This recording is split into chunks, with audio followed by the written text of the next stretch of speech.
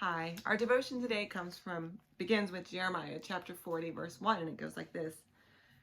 Jeremiah received the Lord's word after Nebuzaradan, the captain of the special guard, had released him from Ramah. He had been bound in chains there along with all the other detainees from Jerusalem and Judah who were being sent off to Babylon.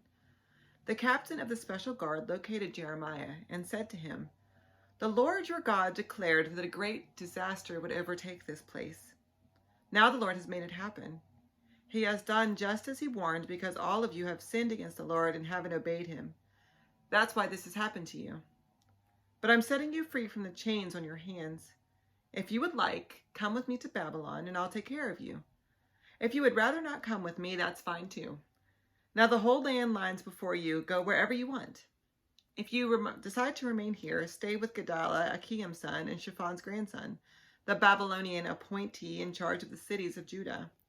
Stay with him and the people he rules, or go wherever you want." Then the captain of the special guard gave him ample provisions and let him go. Jeremiah went to Gedaliah, Achikem's son, at Mizpah, and stayed with him and the people who remained in the land. So chapter 39, 40, and 41 are the pivot point of the history of Jeremiah. Here we see that Jeremiah's prophecies have come true. Jerusalem has fallen. Babylon has conquered them and has taken exiles away from Jerusalem to Babylon. And Jeremiah, at first, looks like he's been marked for death. He looks like he's going to be amongst the people left in Jerusalem who are going to die, but he gets rescued. He may not have felt like it was a rescue, but he did. He got rescued and smuggled out of Jerusalem with the rest of the Babylonian detainees.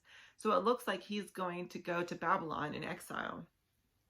And then we get this strange story in verse 40, where the captain of the guards, the guy in charge of taking the exiles from Jerusalem to Babylon, comes to Jeremiah and says, "I see that you are a man of God." Now, there's no reason why he should have seen that in Jeremiah. Babylon and Israel did not share gods.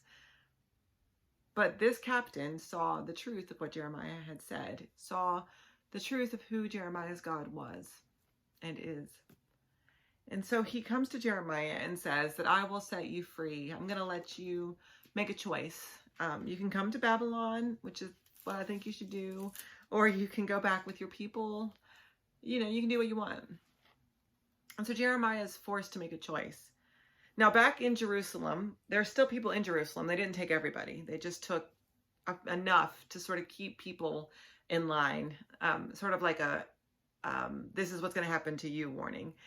So back in Jerusalem, King Zedekiah's son, Jehoiakim, has been appointed as the puppet king on behalf of Babylon. He's the vassal king. So he's in charge of keeping the people in Jerusalem in line. And as long as he does that, he gets to stay king.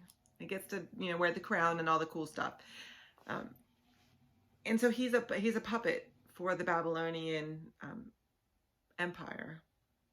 And his whole function, Jehoiakim's, is to maintain a national identity for the people of Israel, for the people of Judah, in order to quell the rebellion, any potential rebellions there might be. And so Jeremiah has two options. He can go to Babylon and live a comfy life, live a comfortable life in Babylon under the care of this captain who has promised to take care of him.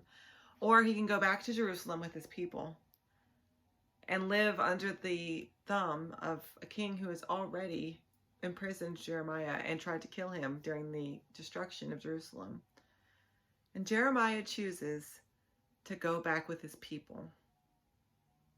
Because the whole time, the thing that has been most important to Jeremiah, the thing that he has cared about the most, is the welfare of his people. It wasn't about power. It wasn't about being close to God. It wasn't about anything other than wanting what was best for his people, for the land that he loved.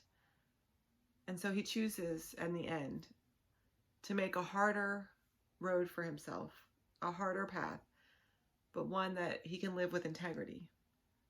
One that he can live with honesty and self-respect and continue his life of caring for his people.